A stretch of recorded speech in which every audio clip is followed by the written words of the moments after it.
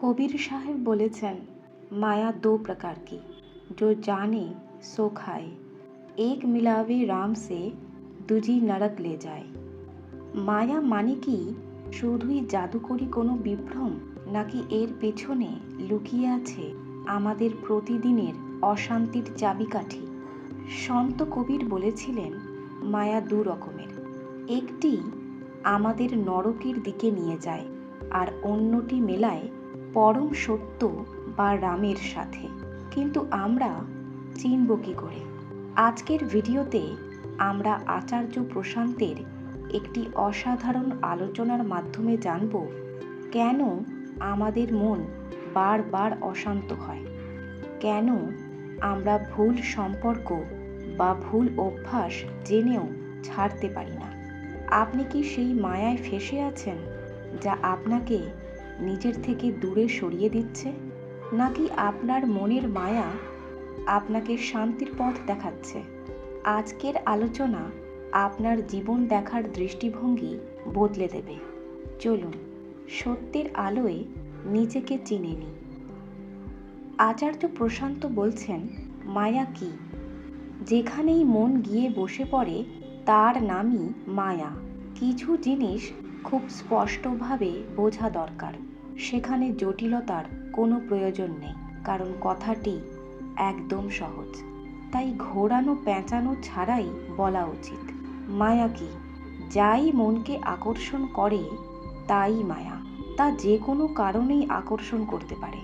হতে পারে সেটা দেখতে খুব লোভনীয় লাগছে, আবার এমনও হতে পারে যে সেটা খুব ভয়ঙ্কর লাগছে। দুটোর মধ্যেই আকর্ষণ আছে, লোভেও আকর্ষণ আছে, ভয়েও আকর্ষণ আছে। মন সেখানে বারবার গিয়ে বসে। আপনার কিছু প্রিয় মনে হলে আপনি তার কথা ভাববেন, আবার কিছু আপনাকে আতঙ্কিত করলে আপনি তার কথাও ভাববেন। আপনি বন্ধুর কথাও ভাববেন, শত্রুর কথাও ভাববেন। দুটোই কি হলো? মায়া। তাই যা মন থেকে নামে না তাকেই মায়া বলা হয়। মায়া কি? মন যেখানে বারবার গিয়ে বসে তারই নাম মায়া। যে চিন্তা মনে অনবরত ভরে থাকে তারই নাম মায়া। আমাদের জীবনে মায়া কোথায় আছে তা জানার খুব সহজ উপায় হলো দিনরাত আপনি কার বিষয়ে ভাবছেন তা লক্ষ্য করা। যে বিষয় মনে ভরে আছে তাই মায়া। তাহলে মনকে যা টানে তাই মায়া। কবির সাহেব বলেছেন, এক মায়া এমনও আছে যা রামের সাথে মিলিয়ে দেয়। মনকে যা টানে তা মায়া। আবার কবির সাহেব বলেছেন, একটি মায়া রামের সাথেও মেলায়। এই দুটো কথাকে জুড়ুন, রামের প্রতি প্রেম। মনকে যদি এমন করে তোলেন যে তার কাছে রামই আকর্ষণীয় মনে হতে শুরু করে, তবে ব্যাপারটা কেমন হবে? মনই তো যত্রতত্র ছুটে বেড়ায়। এই মনকেই এমন করে দিই না কেন যাতে সে রামের দিকেই ছোটে। সেটাও এক ধরনের আকর্ষণই। মীরা শ্রীকৃষ্ণের জন্য কাঁদছেন, বলছেন যে শয্যা পাতা আছে, তুমি আসছো না কেন? সেজ খালি পড়ে আছে। ঠিক সেভাবেই বলছেন, যেমন একজন সাধারণ প্রেমিকা তার প্রেমিককে বলে। শব্দগুলো এক, কিন্তু ভাব আলাদা। সেখানেও আকর্ষণ আছে, কিন্তু সেই আকর্ষণ তিনি পাচ্ছেন রামের থেকে, শ্যামের থেকে। খাবার কাকও খায়, রাজহাঁসও খায়। আকর্ষিত দুজনেই হয়। কিন্তু কবির কি বলেন? একজন পুকুর ডোবায় স্নান করে, অন্যজন মানস সরোবরে যায়। তাহলে মনকে এমন করে দিই না কেন যাতে সে মানস সরোবরের দিকেই আকর্ষিত হয়, আর কোথাও যেন তার মন না বসে। আপনি মীরার সামনে যাকে খুশি দাঁড় করিয়ে দিন, তিনি কি আকর্ষিত হবেন? তিনি নিজের মনকে কেমন তৈরি করেছেন যে পরম ছাড়া তা আর কোথাও লাগে না। মনে রাখবেন, এটা মনই। কবির সাহেব বলেছেন, যা মন থেকে নামে না তাকেই মায়া বলা হয়। মীরার মনেও কেউ সমাহিত হয়ে আছে, আর যা মনে সমাহিত হয়ে আছে তাই মায়া। মীরার মনেও কেউ আছে। কে আছে? রাম। তাহলে মনকে এমন করে নি না কেন? এই মনই আমাদের সব থেকে বড় শাস্তি। যদি সে অস্থির হয়ে এদিক ওদিক ছোটে, অতীত ভবিষ্যৎ, সামনে পেছনে, অন্য কেউ। আবার এই মনই আমাদের সব থেকে বড় বন্ধু, যদি সে স্থির হয়ে যায়। আর সেই অবস্থাকে বলে মন যেখানেই যাচ্ছে সেখানেই সমাধি। কারণ মন যেখানেই যাচ্ছে রামের সাথেই যাচ্ছে, তাই সে অনবরত সমাধিতে আছে। মনকে কেন এমন করে তুলি না? অন্য কোথাও আর মন বসে না। এদিক ওদিক টানলেও সে কোথাও যায় না। যেখানেই যায় তার দিকেই যায়। পৃথিবী নিজের সব থেকে লোভনীয় রূপ নিয়ে সামনে এসে নাচলেও মন নিজের কেন্দ্রে স্থির থাকে। সে পুরুষ, নারী, বৃদ্ধ বা শিশু, যাকেই দেখে তাকেই দেখে। অতীত বা ভবিষ্যতে ঘুরলেও বর্তমানই স্থিত থাকে। মনকে এমন করে নি না কেন যে সে ভবিষ্যতের কথা ভাবছে ঠিকই, স্মৃতির সাগরে ভেসে বেড়াচ্ছে ঠিকই, কিন্তু বসে আছে বর্তমানেই। বর্তমান থেকে নড়ছে না। অতীতের কথা ভাবলেও তার আসন বর্তমানেই স্থির। এক মেলায় রামের সাথে, অন্যটি নরকে নিয়ে যায়। মনের একটি উপাদান বা অবস্থা, সেটি যা মনকে তার উৎস থেকে দূরে সরিয়ে দেয়। আবার মনেরই দ্বিতীয় এক অবস্থা হলো সেটি যা তাকে উৎসের কাছে নিয়ে যায়। আপনার সামনে কিছু পাতা আছে, বই আছে। একটি বই হতে পারে যা মনকে বিপথে চালিত করে, আবার একটি বই হতে পারে যা মনকে শান্ত করে উৎসের কাছে নিয়ে যায়। দুটোই বই, দুটোই শব্দ, দুটোই অন্য কারো বলা শব্দ। দুটোর মধ্যেই অন্য কেউ উপস্থিত আছে, কিন্তু সেই অন্যের উপস্থিতিতে আকাশ পাতাল পার্থক্য। একজন আপনাকে আপনার নিজের কাছে নিয়ে যাচ্ছে, আর অন্যজন আপনাকে নিজের কাছেই অচেনা করে দিচ্ছে। দুটোই অন্য কারো বলা শব্দ, দুটোর মধ্যেই অন্য কেউ উপস্থিত আছে, কিন্তু সেই অন্যের উপস্থিতিতে আকাশ পাতাল পার্থক্য। একজন আপনাকে আপনার নিজের কাছে নিয়ে যাচ্ছে, আর অন্যজন আপনাকে নিজের কাছেই অচেনা করে দিচ্ছে। আর এটাই বেঁচে থাকার সূত্র, এটাই জীবন যাপনের শিল্প। কি বাঁচব আর কি বাঁচব না, এরই নাম বিবেক। তাকেই বেছে নাও যা তোমাকে তোমার নিজের কাছে নিয়ে আসে, আর তাকে এড়িয়ে চলো যা তোমাকে নিজের থেকে দূরে নিয়ে যায়। এটাই বন্ধু আর শত্রু চেনারও মাপকাঠি। জীবনে সব কিছু বিচার করার কষ্টিপাথর এটাই হওয়া উচিত।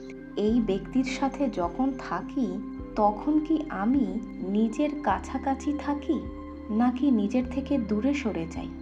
যে তোমার জীবনে এসে তোমাকে টলিয়ে দেয়, তোমাকে নিজের থেকে দূরে সরিয়ে দেয়, তার সঙ্গ ত্যাগ করো। ওটা সেই মায়া যা তোমাকে নরকে নিয়ে যাবে। নরক আর কিছু নয়।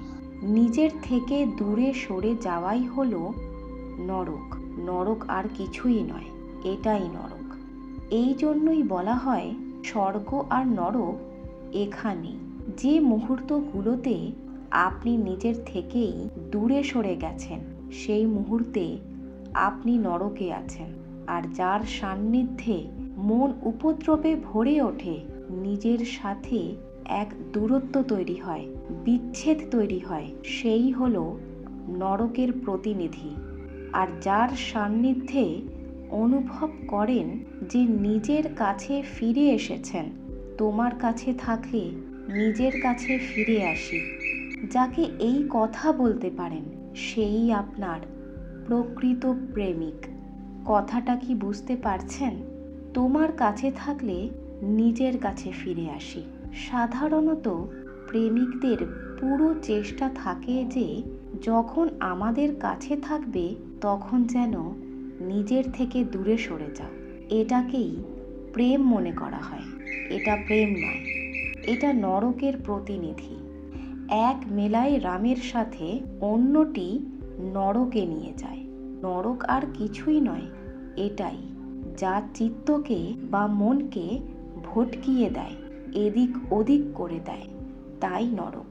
এটাই জীবনযাপনের মূল সূত্র। এরই নাম বিবেক।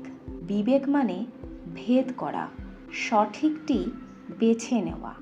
কিভাবে বাঁচবেন? জীবন প্রতি মুহূর্তে নির্বাচনেরই একটি প্রক্রিয়া। কিভাবে নির্বাচন করবেন? এভাবেই নির্বাচন করুন। এই প্রশ্নটিই করুন, এই বইটির সাথে থাকলে আমি নিজের কাছে থাকব নাকি নিজের থেকে দূরে সরে যাব? এই ব্যক্তির সাথে থাকলে, এই পরিবেশে থাকলে, এই অনুষ্ঠানে থাকলে, এই জায়গায় থাকলে আমি নিজের কাছে থাকব নাকি নিজের থেকে আলাদা হয়ে যাব? এটাই হলো আসল প্রশ্ন। যেখানে জবাব আসবে হ্যাঁ, নিজের কাছে চলে আসবে, সেখানে চোখ বন্ধ করে পৌঁছে যান। সেই ব্যক্তি আপনার জন্য শুভ, সেই জায়গা আপনার জন্য শুভ। আর যেখানে জবাব আসবে না, আমি শান্ত থাকলেও এই ব্যক্তির পাশে থাকলে মনে অশান্তি চলে আসে। আমি চুপচাপ বসে থাকলেও এই ব্যক্তির শান্তি নেই যতক্ষণ না সে আমার মনে হাজার রকম উপদ্রব তৈরি করে দিচ্ছে।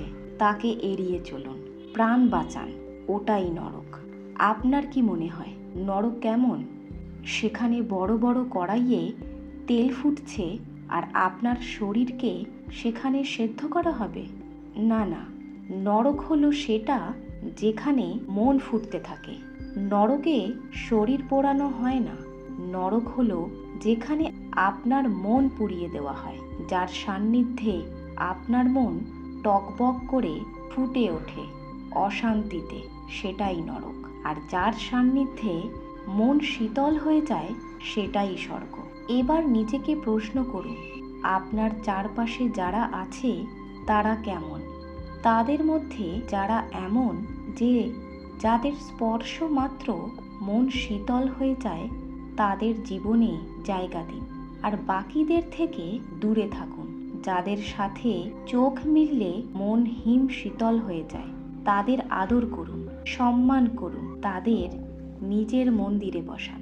আর যারা আসে কেবল অশান্তি করার জন্য, যাদের পায়ের শব্দ পেলেই সব নড়ে ওঠে, যাদের ফোনের ঘন্টি বাজলেই বুক ধড়ফড় করে ওঠে, বাপরে এখন না জানি কি হবে, তবে ভালো হয় যে তাদের নম্বর ব্লক করে দিন। যেখানে আপনার প্রশ্ন, আপনার কাছে একটাই জীবন আছে, সেটাকে অকারণে উড়িয়ে দেওয়ার মতো বিলাসিতা আপনার নেই।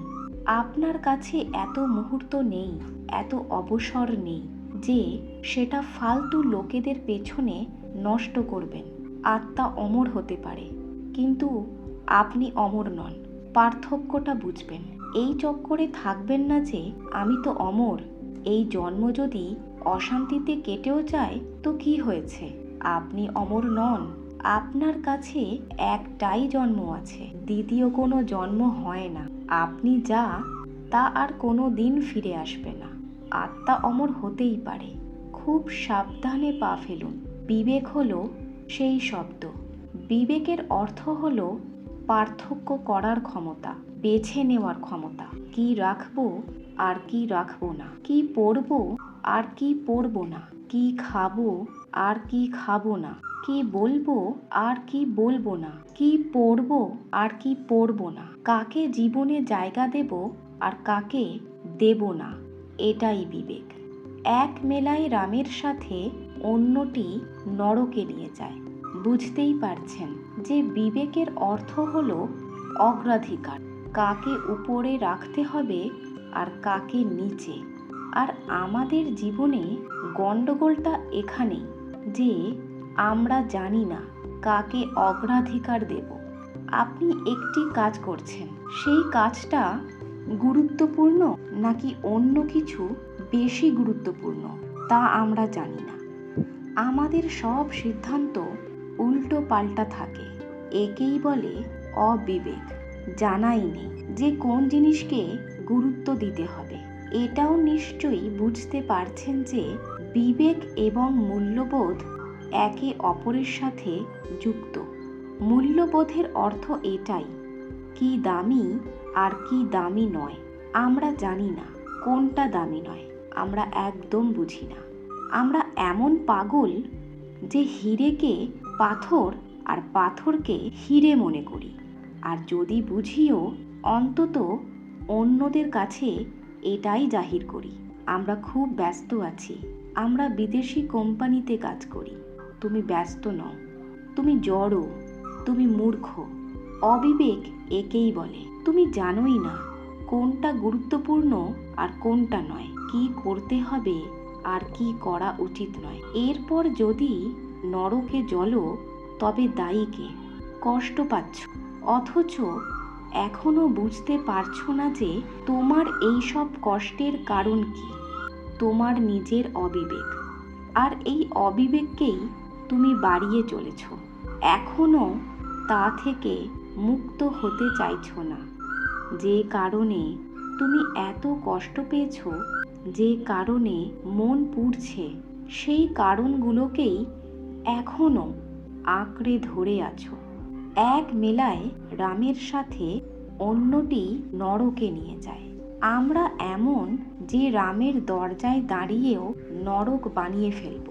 আমরা এমন যে স্বর্গের মাঝখানে নিজের ব্যক্তিগত নরক প্রতিষ্ঠা করব আর নাম দেব my personal space, do not interfere. আপনি যদি শুধু এতটুকু সংকল্প করতে পারেন তবে দেখুন জীবনের গুণমান কতটা বদলে যায়। শুধু এইটুকু সংকল্প করুন, যা বলছি তা মন দিয়ে শুনুন। নিজের সাথে অন্যায় হতে দেব না। যারা আমার মনে উপদ্রব তৈরি করে, যারা আমার শান্তিতে বিঘ্ন ঘটায়, তাদের সাথে থাকব না। শুধু সংকল্প করুন, মুষ্টিবদ্ধ করুন, তারপর দেখুন জীবন বদলায় কিনা। যেখানেই দেখব আমার গভীর অভ্যন্তরীণ শান্তিতে বাধা পড়ছে, আমি সেই জায়গা থেকে নিজের পা সরিয়ে নেব। আমি সেই ঘর থেকেই বেরিয়ে যাব। দেখুন জীবন বদলায় কিনা। আপনি সহ্য করতে খুব ওস্তাদ, তাই না? আপনি খুব দায়িত্বশীল। আপনি বলেন, আরে আমি যদি ঘর থেকে বেরিয়ে যাই তবে কি হবে? পাছে কেউ রাগ না করে, পাছে কোনো সম্পর্ক না ভেঙে যায়। না, আপনি একবার এই ব্রত নিয়ে দেখুন। সিনেমা দেখতে গেছেন, ঠিক আছে, 300 টাকা দিয়ে টিকিট কিনেছেন। 20 মিনিট পরেই বুঝতে পারলেন যে এটা সেই জিনিস নয়, আমার ধোঁকা হয়ে গেছে। আপনি বাইরে বেরিয়ে আসুন। শপথ নিন যে যা কিছু মনকে খারাপ করবে তা সহ্য করব না। এখন টিকিট কিনে ফেলেছেন, কোনো ব্যাপার না, ওটা অতীতের ভুল ছিল, হয়ে গেছে। আগে কি ভুল করেছেন যে 300 টাকার টিকিট কিনেছেন? এটা একটা ভুল। এখন এটা আপনি ঠিক করতে পারবেন না। কিন্তু এখন কি ভুল করছেন? এখন বলছেন যেহেতু টিকিট কিনেছি তাই 3 ঘন্টা বসে দেখব। আপনার কি মনে হয় এই দ্বিতীয় ভুলটি করে আপনি কি প্রথম ভুলটি সংশোধন করছেন, নাকি প্রথম ভুলটিকে দ্বিগুণ করছেন? উত্তর দিন, দ্বিগুণ। কিন্তু আমাদের মানসিকতা কি? যেহেতু একটা ভুল করে ফেলেছি তাই আরও 5টা ভুল করব। কিন্তু এটা মানব না যে প্রথম ভুলটা হয়ে গেছে। চুপচাপ মেনে নিন না যে সিদ্ধান্ত নিতে ভুল হয়ে গেছে। নির্বাচন ভুল ছিল। যে সিনেমা দেখা উচিত ছিল না তার টিকিট কিনে ফেলেছি, ধোঁকা হয়ে গেছে। মেনে নিন। এখন ধোঁকা যখন হয়েই গেছে, তবে কি সারা জীবন সেই ধোঁকা পালন করবেন? একটা ভুল করে ফেলেছেন, সিদ্ধান্তে ভুল হয়েছে, কোনো ব্যাপার না। যেই দেখছেন ভুল হয়ে গেছে, ধোঁকা হয়েছে, উঠুন আর সিনেমা হল থেকে বেরিয়ে আসুন। আমরা খাবার খাওয়ার সময়ও এটাই করি। আপনি কোনো রেস্টুরেন্টে গেছেন, খাবার অর্ডার করেছেন, আর এমন খাবার চলে এসেছে যা খুব তেল ঝাল মশলাদার। এখন কি করবেন? অর্ডার দিয়ে দিয়েছেন, চলে এসেছে। এখন একটা ভুল তো এটা যে ভুল জায়গায় ভুল খাবার আনিয়েছেন। এবার আপনি দ্বিতীয় ভুলটিও করতে চান, ওটা খেয়ে নিতে চান। আর আমরা ঠিক এটাই করি কি না? অতীতের ভুলগুলোকে টেনে নিয়ে যাই, সেগুলো থেকে মুক্তি পাই না। আর একে আমরা বিশ্বস্ততার নাম দিই যে, আরে টিকিট কিনেছি, কথা দিয়েছি, এখন কথা রাখবো না।